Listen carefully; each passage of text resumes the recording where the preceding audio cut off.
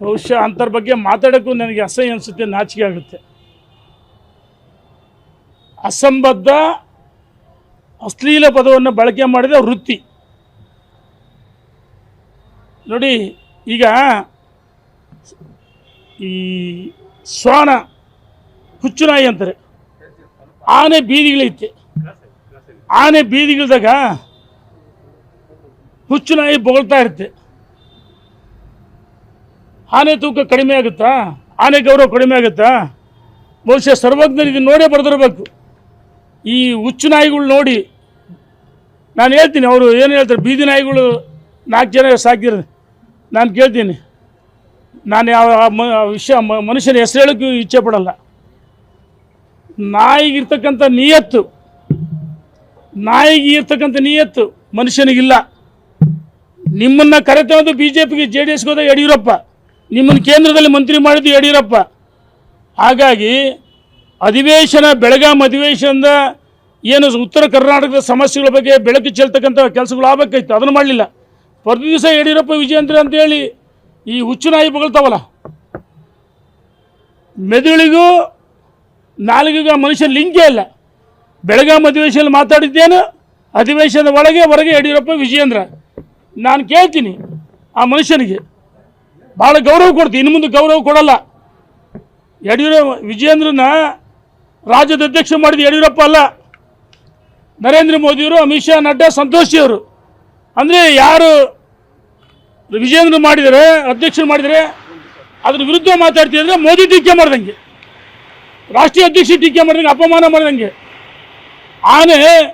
ಆನೆಗಿರೋ ತೂಕ ಆನೆಗಿರುತ್ತೆ.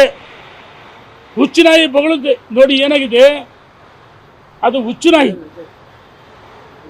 ಯಡಿಯೂರಪ್ಪ ಆನೆ ಇದ್ದಂಗೆ.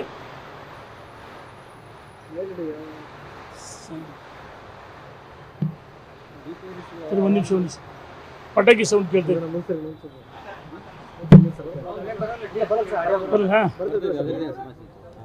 ಯಡಿಯೂರಪ್ಪ ಆನೆ ಇದ್ದಂಗೆ.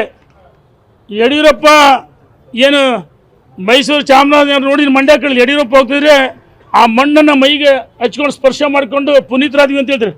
ರೀ, ಯಡಿಯೂರಪ್ಪನ ತೂಕ ಏನು, ನಿಮ್ಮ ತೂಕ ಏನು? ಯಡಿಯೂರಪ್ಪ BJP ಕಟ್ಟಿದ್ದು ಬೆಳೆಸಿದ್ದು, ಪಾದಯಾತ್ರೆ ಮಾಡಿದ್ದು ಯಡಿಯೂರಪ್ಪ, ಹೋರಾಟ ಮಾಡಿದ್ದು ಯಡಿಯೂರಪ್ಪ. ಕರ್ನಾಟಕದಲ್ಲಿ ಭಾರತೀಯ ಜನತಾ ಪಾರ್ಟಿ ಅಧಿಕಾರಕ್ಕೆ ಬಂದಿದೆ ಅಂದರೆ ಅದು ಯಡಿಯೂರಪ್ಪ. ನಿನ್ನ ಕೊಡುಗೆ ಏನು?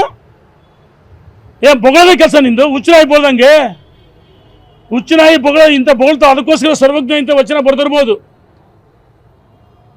ಇದೇನಂತಾರಲ್ಲ, ಈ ಹುಚ್ಚುನಾಯಿ ಬೊಗಳಿದ್ರೆ ದೇವಲೋಕ ಹಾಳಾಗಲ್ಲ ಅಂತಾರೆ. ಹಂಗೆ ಇದು ಹುಚ್ಚುನಾಯಿ ಇದ್ದಂಗೆ. ಈ ಹುಚ್ಚುನಾಯಿ ಬಗ್ಗೆ ಮಾತಾಡೋದೇ ವೇಸ್ಟ್ ಅನ್ಸುತ್ತೆ ನನಗೇನ. ಇನ್ನು ಮುಂದೆ ಮಾತಾಡೋದು ಸಹಿಸಲ್ಲ ಅಂತ ಹೇಳಕ್ಕೆ ಹೆಚ್ಚಿಗೆ ನಾನು ಗೌರವ ಇತ್ತು.